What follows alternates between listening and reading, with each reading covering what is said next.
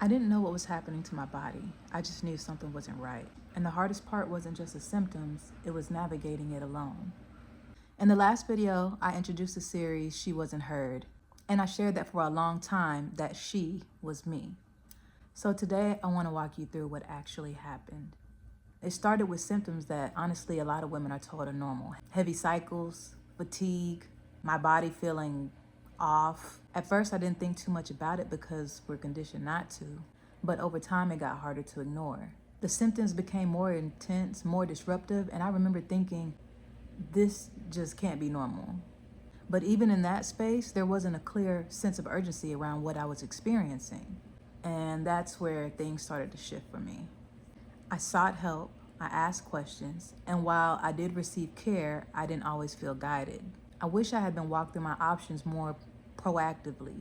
I wish there had been urgency earlier on, because when you don't have clarity, you're left to figure things out when your body is going through something serious. Eventually, things reached a point where it couldn't be ignored anymore.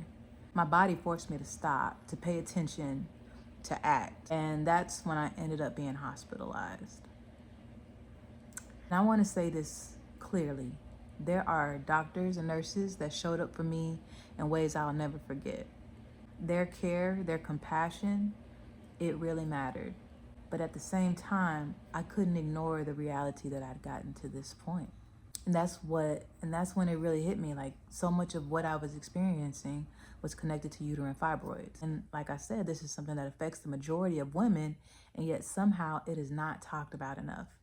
And I started asking myself, why didn't I know more about this sooner? There were moments in this process where I felt alone. Not necessarily because people didn't care, but because if you haven't lived it, it's kind of hard for people to understand. And when you're the one going through it, that feeling can be really heavy. It also made me look at the healthcare system very differently. The gaps, the lack of education, the way women's pain can sometimes be normalized instead of investigated.